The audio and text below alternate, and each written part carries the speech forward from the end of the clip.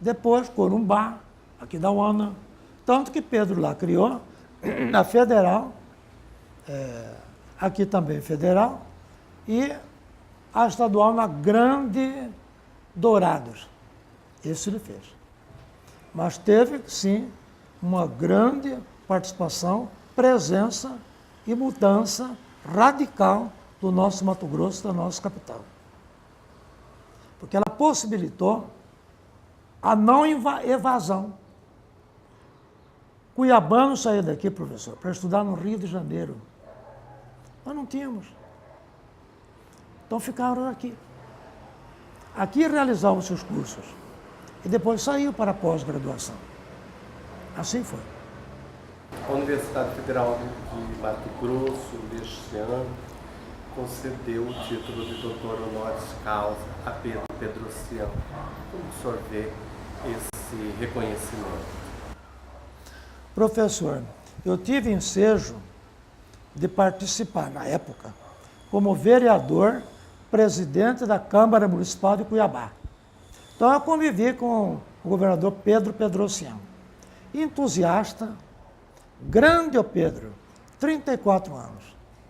O meu primeiro discurso na Praça Dom José, onde nós morávamos, foi dirigido a Pedrociano. Maravilha, né? Eu fiquei escutando o senhor falar, porque a gente vai voltando a uma Cuiabá que é diferente. O senhor, ao longo dos anos em Cuiabá, o senhor acompanha essa luta pela estrada de ferro. O senhor chegou a ser um dos entusiastas pela estrada de ferro para Cuiabá, que a tão sonhada estrada de ferro do Rolo, da Maria de Impina, Lindo que até isso. hoje aguardamos esse trem que nunca chegou. O senhor ainda espera que essa estrada de ferro chegue a Cuiabá? Professor, a Prefeitura Municipal de Cuiabá era muito pobre. Na época, foram eleitos Vicente Emílio Vuolo, prefeito, e Manuel Pinheiro da Silva, deputado estadual, e Dorileu, vereador. Brincávamos, 3 filhos de Cuchipó da Ponte. Vuolo, desde o início da sua gestão, já preocupava com a estrada de ferro até Cuiabá. Vuolo não tinha, professor, recursos, não tinha assessor. Eu era vereador e ia ao gabinete trabalhar. As sessões eram noturnas. Durante o dia, eu não ganhava nada, dava aula com mísero salário e assessorava Vuolo. Elaboramos o projeto, professor, da estrada de ferro para Cuiabá. Vuolo levou a Brasília na época. Os filhos lutam até hoje. Creio que é difícil, professor. Ela está parada. Mas é um sentimento cuiabano, matogrossense, e creio que deva ser uma preocupação da futura presidenta, Dilma Rousseff, de nos trazer a estrada de ferro até Cuiabá.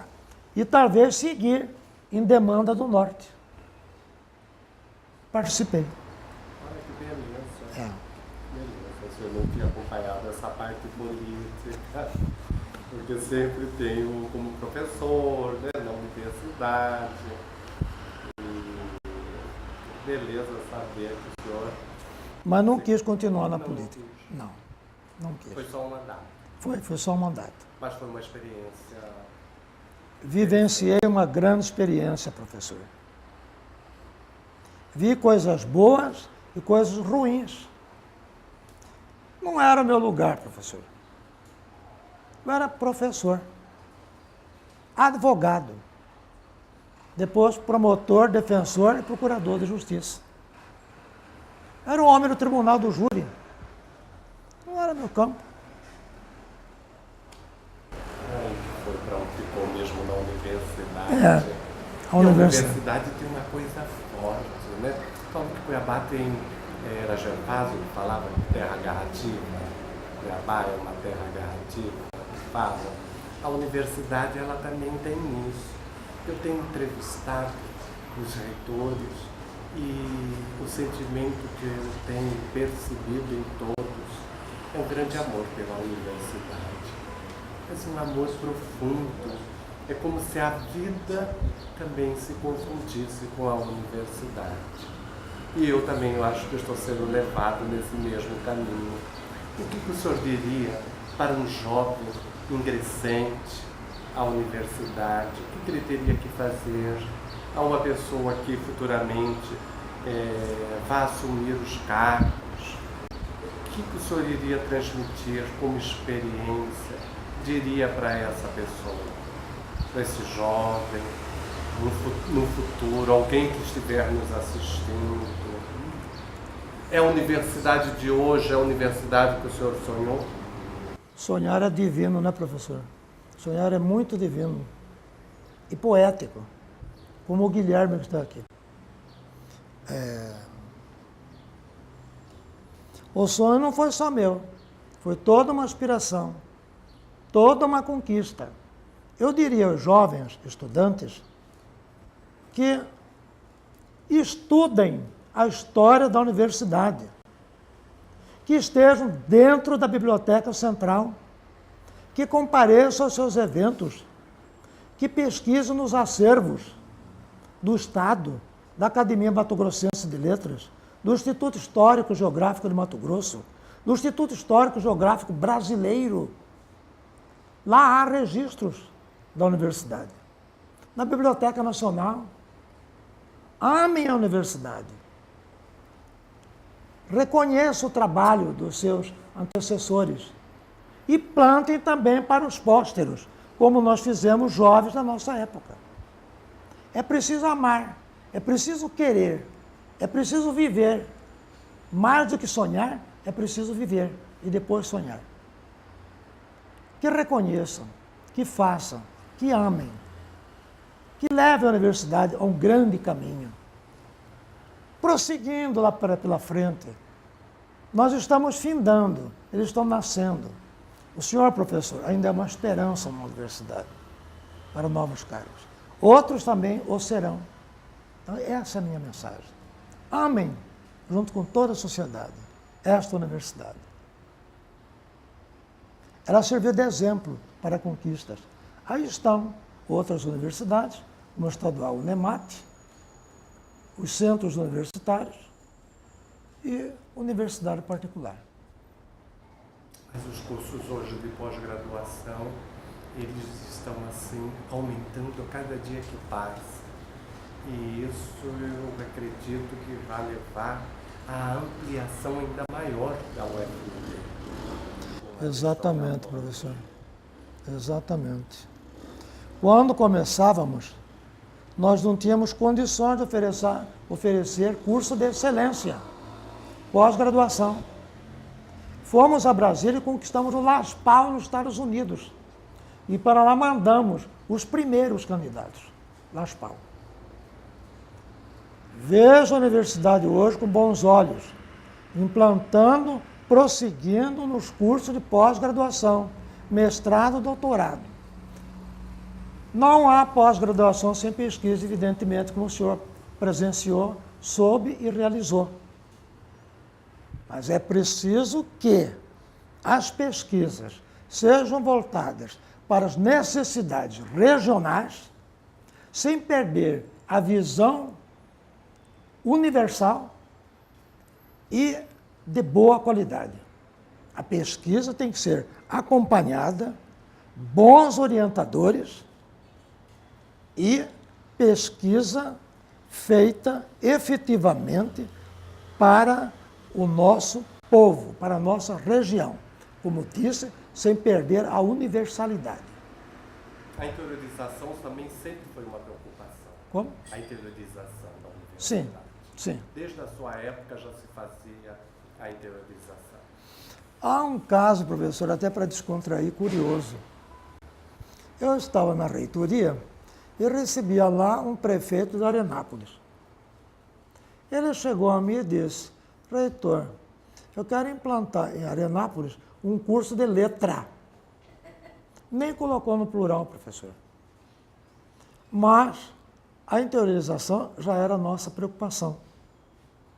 Nós tínhamos, na época, junto com o Amaral Augusto da Silva, que comandou a CATEC, Coordenação de Assistência Técnica, onde esteve a atual reitora, a Maria Lúcia Cavalli Neder, e Adonias Gomes de Almeida.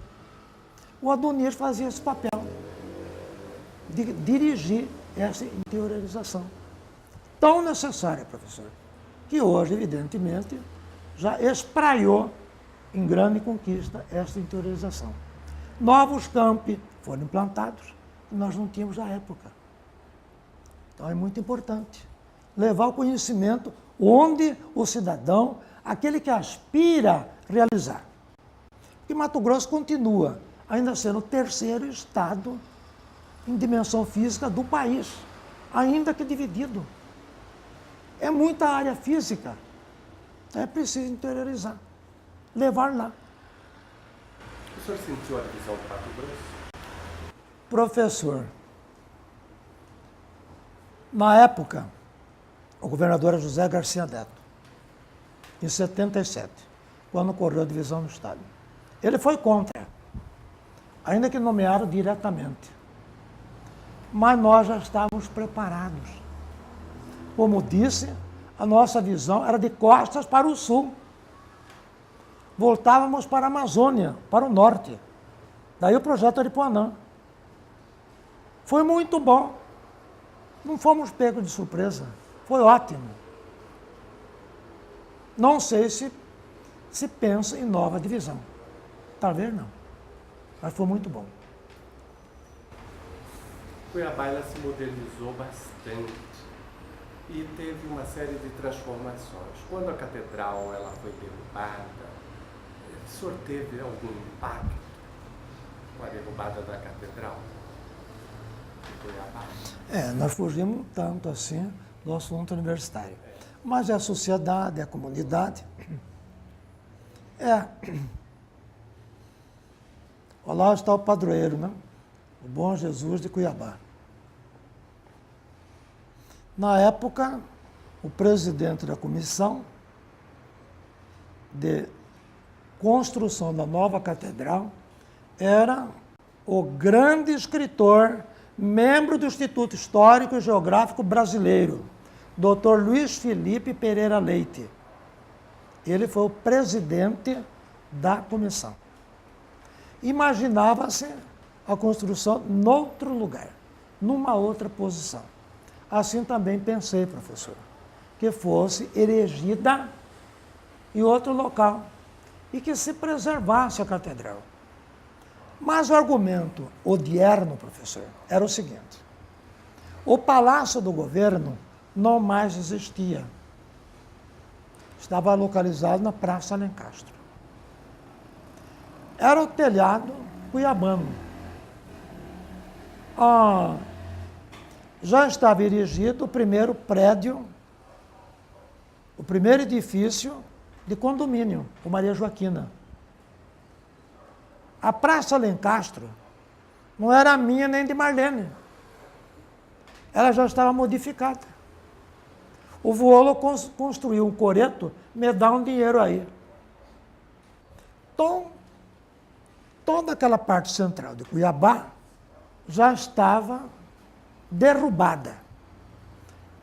Essa foi a justificativa para se erigir uma nova catedral, cujo relógio até hoje não funciona. Eu queria que o senhor aproveitasse esse espaço para deixar uma mensagem para todos esses colegas e dizer para nós todos se valeu a pena. Sim, professor. 4 décadas são passadas. O aniversário celebra, neste 10 de dezembro, os 40 anos. Quiçá, professor, sem minha presença, naturalmente, ela conquiste o meio século. Avantajada nos conhecimentos. Cursos bem organizados, pós-graduação avançada, eu deixo em memória uma homenagem a José Garcia Neto, governador, que também propôs, fez um projeto e apresentou para criar a Universidade Federal do Mato Grosso. A Pedro Pedrocian, grande sonhador, merecedor desse título, professor, doutor honoris causa, como Benedito Figueiredo, professor emérito, o nosso reconhecimento, o nosso louvor a Pedro Pedrocian. Ao senador Filinto Miller, que conquistou para a Faculdade de Direito o reconhecimento na última hora, no apagar das luzes da saída de Juscelino. Ele fez isso. Estava federalizada. Ela ingressa no corpo da universidade federalizada. Então é merecedora. Em memória de tantos professores que passaram, tão saudosos, aos professores que estão aí, os novos, aos aposentados, aos servidores da minha época, aos servidores odiernos que estão aí, ao Centro Acadêmico 8 de Abril, professor, o primeiro da Faculdade de Direito, ao Diretório Central dos Estudantes, a todos eles, esta homenagem fica registrada de maneira humilde, professor. Porque eu não faria nada se não fosse compondo equipes. Fica aí esse registro de homenagem. Eu completaria ainda, professor, saudando na pessoa da professora reitora Maria Lúcia Cavallo Leder, os meus cumprimentos por estar ela na reitoria numa época interessante em que temos na presidência uma mulher. Então, que haja uma grande conquista e, através dela, meus cumprimentos e a minha homenagem. E muito obrigado, professor, por essa oportunidade que a mim foi dada na minha residência. Fico muito agradecido, professor, por esta ocasião. Meu marido me emocionou de falar para os alunos, os funcionários, cuidem da universidade. Ele criou também com tanto carinho.